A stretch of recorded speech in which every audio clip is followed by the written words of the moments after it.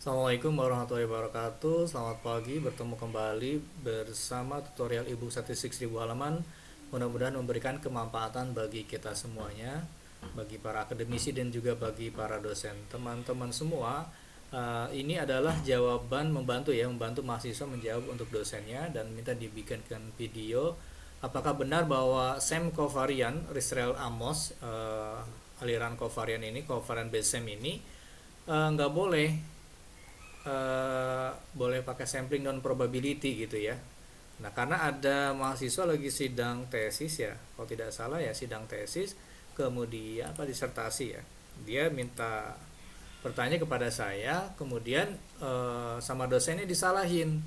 Jadi kalau kita mengambil sampling non probability untuk analisis SEM ini salah katanya, nggak lulus.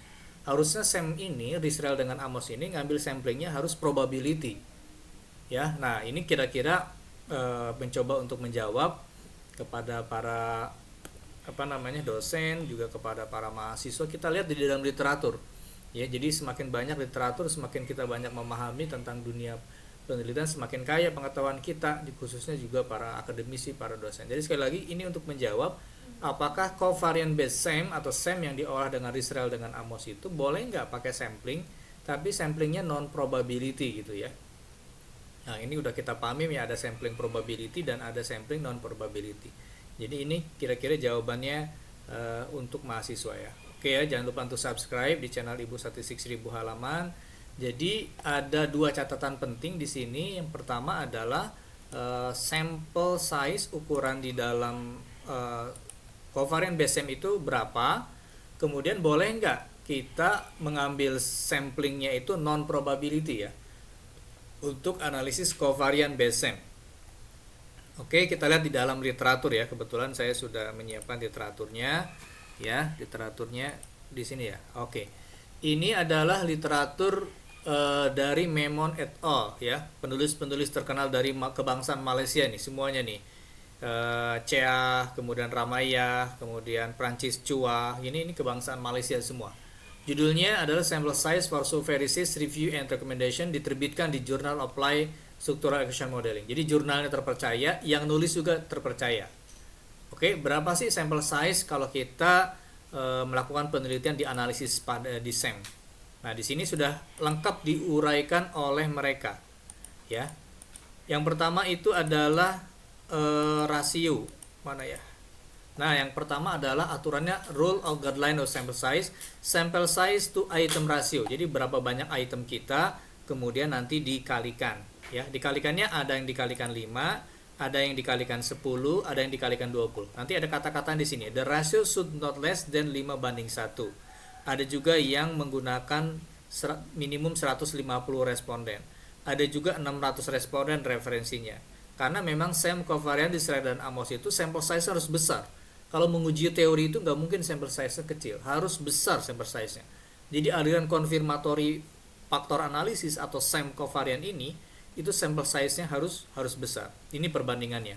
5:1, ada yang 30, ada yang 20 di sini ya referensinya nanti.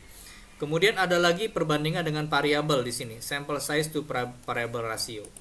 Oke, ada lagi yang pakai rumus ya, rumus KMT ini ya. Cragen and Morgan 1970. Oke. Nanti kalau dibaca di dalam jurnal ini ya, dan yang terakhir ini adalah pakai power analysis. Bisa juga pakai power analysis. Ya. Pakai power analysis, pakai G power. Ya, power analysis ini juga ada. Ya, pakai G power, nanti tinggal dicontohkan di sini, dimasukkan ke dalam softwarenya gratis ini ya, tinggal dimasukkan, kemudian nanti keluar sample size-nya. Jadi aturan sample size menentukannya itu sudah ada referensinya. Nah, referensi yang paling tertua dan yang paling saya sukai itu adalah referensi berasal dari Chu and Bandler, ya, bukan di sini, dari 16 ya. Ada di ini 16 ya, nanti ingat. Practical Issue in Structural Equation Modeling, penulisnya adalah Bandler and Chow. Jadi penulis terbesar di dalam bidang SEM ini nama Bandler ini ya, Bandler and Chow 1987 yang dikutip oleh banyak orang. Oke ya. Tadi balik lagi ke sini. Di mana sampelnya? Nah, sampel size-nya itu nanti disebutkan di sini menurut aturan dari Bandler dan Chow ini 16 apa 19 ya tadi ya, kelewat, kelilang udah dicari-cari. Nah ini ya, menurut Bendler and Chow, ukuran sampel size itu adalah 5:1 kalau distribusi Anda normal, under normal. Ya, jadi kalau kita mengambil sampel size itu dari banyaknya parameter itu 5:1, itu kalau distribusi kita normal. Ya. Jadi berapa sampel size-nya kata dosen? 5:1. Nggak begitu. Jadi 5:1 digunakan ketika distribusi data kita tuh under normal. Tapi kalau nggak normal 10:1. Ya. Jadi kalau 10:1 may be more appropriate for arbitrary distribution. Jadi kalau distribusi datanya enggak normal, ya lebih tepat 10:1. Jadi kalau 5:1 itu adalah sample size untuk data yang berdistribusi normal di covariant Bayes-Sem. Silakan dibaca di jurnalnya milik Peter Bendler and Chow, Practical Issue in Structural Motion Modeling tahun 1987. Oke, itu sample size di dalam SEM. Ini sudah ya. Di nomor 2, apakah boleh nggak pakai sampelnya non probability? Nih, karena ada mahasiswa terganjal untuk lulus, udah diolah datanya, udah maju sidang disertasi, tapi dosennya kekeh, pengujinya kekeh itu kaku banget, bahwa SEM, aliran covariant Bayes-Sem itu tidak boleh pakai non probability, harus pakai probability. Nah, saya jawab di sini pakai referensi juga, saya menjawabnya untuk dosen tersebut ya. Mudah-mudahan dosen tersebut bisa melihat video ini ya. Ini referensinya ya, referensinya di halaman 3 ini ya. Oke. Ditulis oleh orang yang sama ya. Memon et al, Ramaya, Chua, ini orang-orang hebat di kebangsaan Malaysia, dan jurnalnya diterbitkan di Journal of Applied Structural Action Modeling ya. Jadi bukan jurnal ini bukan KWKW 2017. Oke, dijawab sama mereka di halaman 3. Di halaman 3. Nah, probability and non-probability sampling. Oke, even the most sophisticated statistical method cannot offset badly designed sample. Jadi memang statistik itu selalu diawali dengan bagaimana sampel itu diambil. Apakah probability atau non-probability. Saya akan langsung to the point, di mana kata-katanya bahwa non-probability sampling di dalam SEM itu boleh digunakan ya. Tadi udah saya baca, ketemu ya, sebelah mana ya, bentar. Lupa kata-katanya ya. Bentar. Allah, tadi udah saya baca ya. Bentar, ketemu tadi.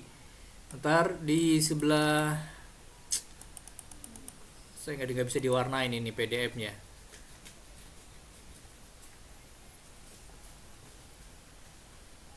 Is opponent purpose graduate students as profession okay, for control non probability. Oke, nah on control. Oke, di sini nih. A carefully controlled non probability. Jadi kita hati-hati nih kalau pakai non probability. Choosing one sample strategy over another have to do with, terus katakannya Calder, Philip and Taylor 1981 have long argued that representative is inappropriate when the goal research is rigorous theory testing ya. Oke, as such, kondisi seperti itu a non probability sample. Nah, dalam kondisi seperti itu a non probability sample is deemed more fitted when the purpose is to test proposed theoretical assumption.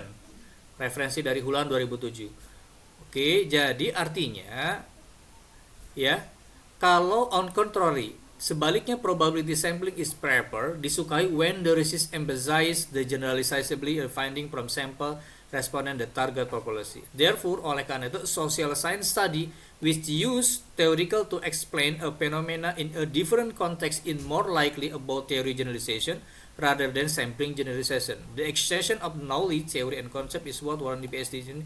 Nah, di dalam kata-kata ini ya dapat diartikan bahwa kita itu bisa menggunakan sampling non probability ya, although probability ideal in term of sampling generalization in many occasion, meskipun sampling probability itu lebih disukai ya untuk mengeneralisasi populasi, dalam banyak kondisi situasi is not appropriate and necessary.